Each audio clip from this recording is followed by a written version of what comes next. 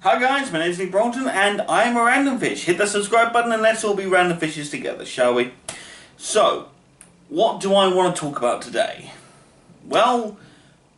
On Sunday I talked about comic books, top 5 comic books, and that kind of got me rethinking about a lot of things that I used to enjoy and re-evaluating a lot of things. So today, I wanted to talk about Yu-Gi-Oh! Again. Now, I've talked about Yu-Gi-Oh! Previously, but in that I just showed you all of the cards that I possessed and sort of why I enjoyed the game and everything else. I want to focus today on the anime. More specifically, I want to focus on what's called Arc 5, a series that, by all accounts, is meant to be this combo of the various things. Now, I don't necessarily know if this is true, but I am going off of a theory of another YouTuber. Now, I'll put the link to the video in the description below, and you can go check that out if you haven't already. If you have, then hopefully when you hear this, you'll understand it a bit better. This guy essentially postulates that in Arc 5, there is a moment... by the way, spoilers for Arc 5 if you haven't watched the whole show.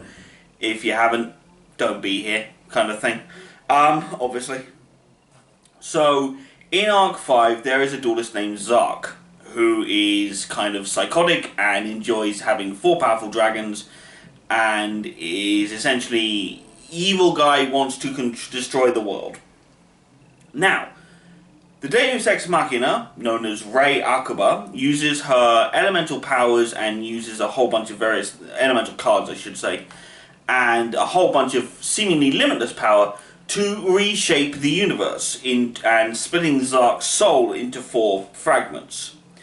And these four fragments are put on 4 separate Earths, splitting into 4 separate dimensions.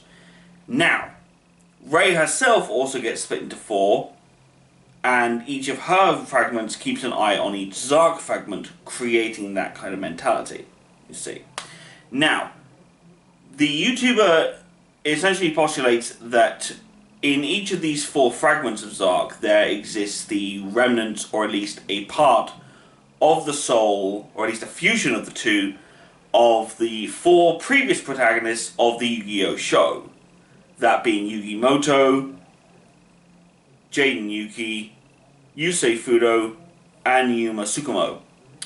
Now, these 4 characters are branded as the best duelists of each particular time period. Thus, when the 4 dimensions were created, she used the same level of intelligent design to base each dimension off of the various time periods to which these characters came from. So the standard dimension, where Yuya Sakaki, the main protagonist of Yu-Gi-Oh! Arc 5 lives, is sort of dated around the late 90s, early 2000s, sort of when Yu-Gi-Oh! The original series took place. The Fusion Dimension is based off of the GX universe and timeline. Same for the Synchro Dimension, it's based off of 5Ds, and the XYZ Dimension is based off of Yu-Gi-Oh! Zexal. Now, each of these 4 seasons also has various characters that used to be in the shows being placed in these dimensions with not very different personalities, but clearly these are meant to be different characters in some way, shape or form. For example, in the Zexal dimension we have, I'm going to call them by their show names, not by their actual dimension names, I'm sorry, just is a thing for me. In the Zexal dimension we have Kite, who is a character in Yu-Gi-Oh! Zexal. I'm going to be honest, I didn't watch a lot of Zexal, so I'm not as proficient as other people are. So with that kind of mentality, I would just like to say, not my complete area of expertise, but I'm getting there. In the Synchro Dimension, we have the emergence of Crow and Jack Atlas. Those are the 2 main characters that sort of get transferred across. And in the Fusion Dimension, we have Alexis Rhodes and Asta Phoenix. Now, those 2 characters are placed in Arc 5 for that very reason. And they're placed in the Fusion Dimension because of their ability to duel and their ability to fuse. The thing that kind of bugged me about that anyway is the fact that Asta Phoenix doesn't have quite the same access to his Destiny Hero deck as he used to, which slightly aggravated me, because I was like, oh come on, you could have had so many cool combos. You could have had Destiny Hero Plasma in there at some point, for God's sake, come on, what's wrong with you? But in the standard dimension, there are no characters from Yu-Gi-Oh! The original series. Nothing in there. Nothing. Yui is there. His dad used to be a part of all of this, and blah blah blah blah, and all that sort of thing. And you have the Yusho Dual School, and you have Leo Industries, Leo Akuba, who originally started this thing, now lives in the fusion dimension, and his son Declan Akuba is running around doing other things like that. So, what the hell happened? Why is it that in each of these other dimensions you have these characters from the different shows all turning up, yet somehow, in the original dimension, from the original show, there's not even a mention of Tristan, Taya, Mokuba, Joey, and to be honest, the last one, and the one that I feel the most annoyed by, lack of KAIBA. No Seto KAIBA. Now, there is a slight argument to be made that back when the dimensions were first separated, they were using KAIBA Corp dual discs, and so Leo Akuba created the ARC system, which is what they used to deal with now, which creates what's called action duels, where you have these action cards that are spread out throughout the arena that you have to pick up and save yourself from being destroyed by various monsters, blah blah blah blah. It's a whole thing. But there's a distinct lack of KAIBA. Or is there? Think about it for a second. In the show itself, KAIBA, in the original show, in Duel Monsters, KAIBA is shown to be excessively powerful. He has access to a lot of very strong cards, and he has access to very powerful strategies. At the beginning of the show, he is all about power, and that's it. Then throughout the show, he is shown by Yugi, by Joey, even by his brother and other characters, that you can sometimes duel with a bit more of a cooler head on your shoulders, and he learns, he basically has more of a strategy than most other duelists do. KAIBA is, for lack of a better term, my favourite duelist in the whole of Yu-Gi-Oh! And I know that Yugi is the protagonist of the show, but no, KAIBA is better. He just is. He's just better at the game. But that then led me to the question of then why would Rei, when remodeling the universe and creating these 4 dimensions, why would she leave out possibly not only Yugi's greatest rival, / Aten's greatest rival, but also the character with enough strategy and enough power to be able to build up something to defend against Zark's possible return just as much as her.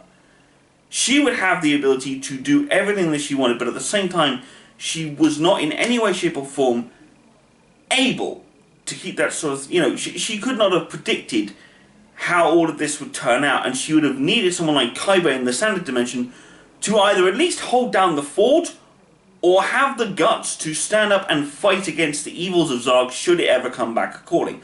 Because let's also face it, Aten defeated Zork at the end of original Yu-Gi-Oh! But let's face it, KAIBA waltzed in, created the Blue Eyes Ultimate Dragon, and attacked Zork with no regard whatsoever as to whether or not he would survive. He just wanted to take down Zork.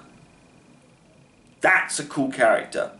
And he's a cool character to have. And anyone who tells me otherwise is going to get a serious beating. So what the hell happened? Why wouldn't she have at least have tried to resurrect KAIBA or given him another identity? But she did. Here's my theory. Declan Akuba is KAIBA. Or rather, he's an amalgamation of KAIBA and other such characters throughout Yu-Gi-Oh!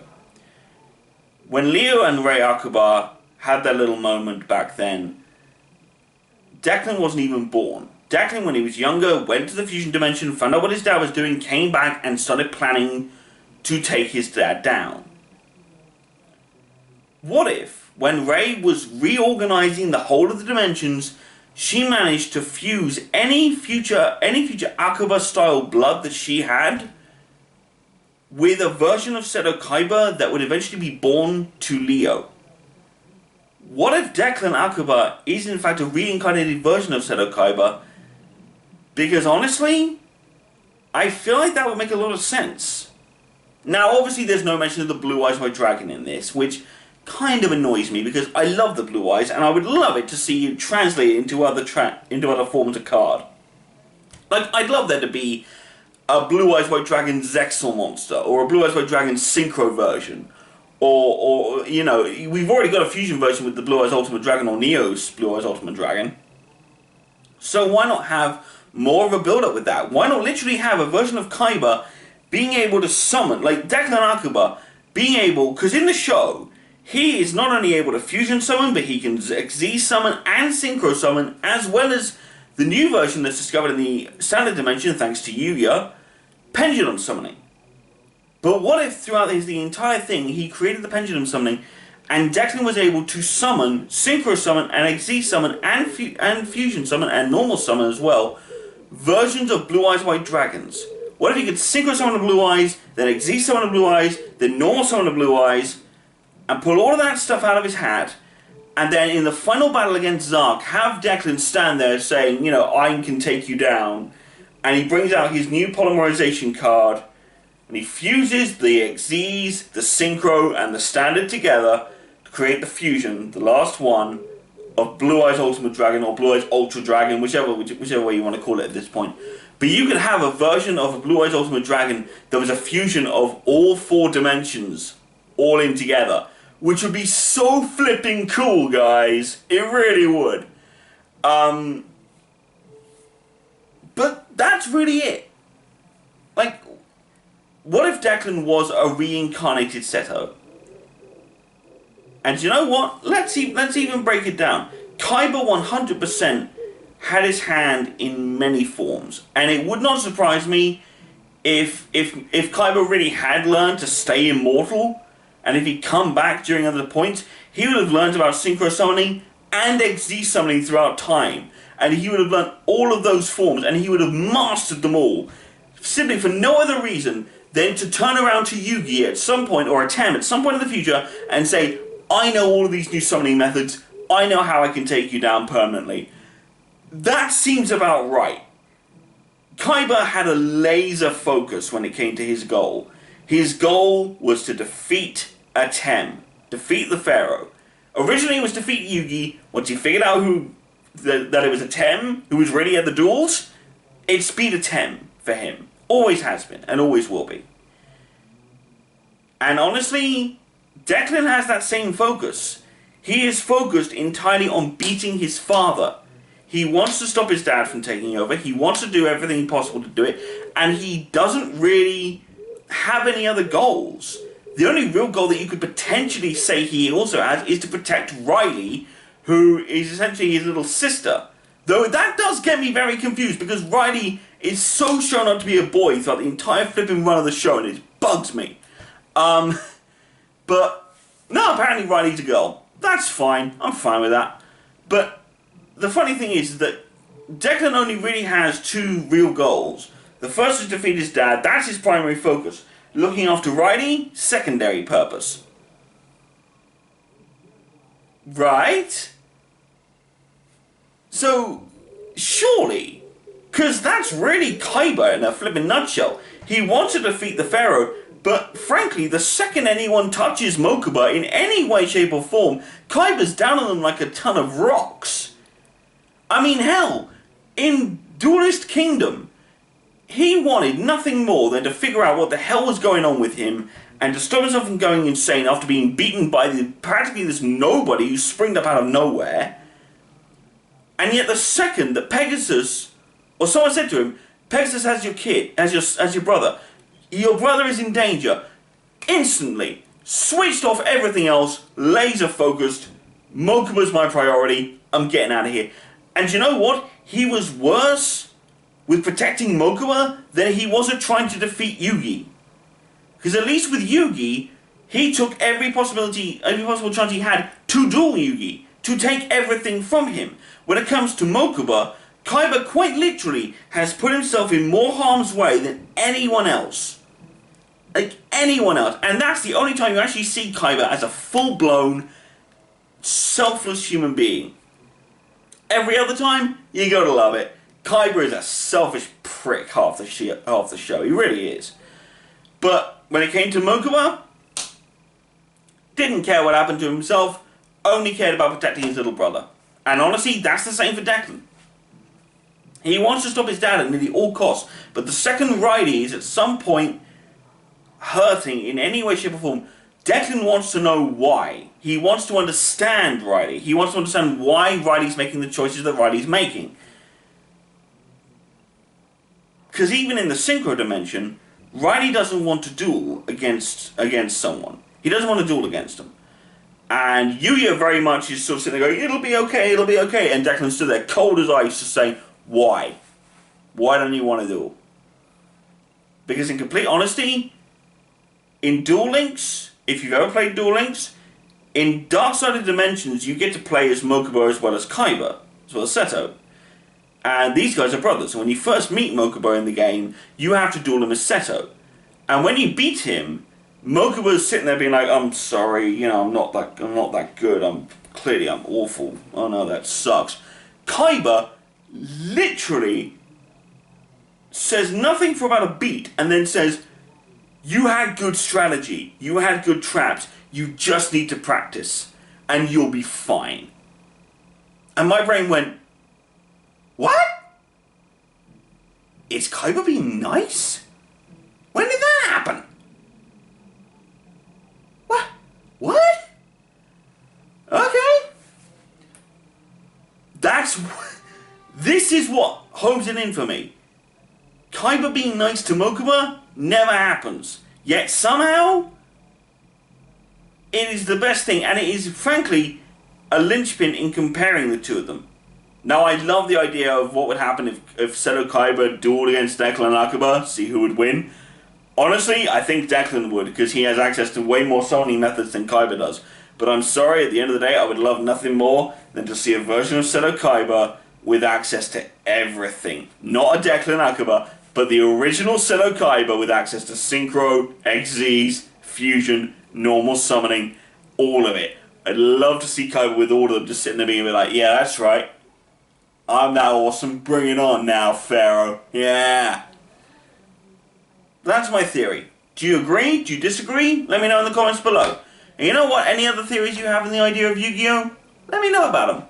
Because frankly, I think I can do more than just review movies. I can be a real random fish. Nick Broughton out.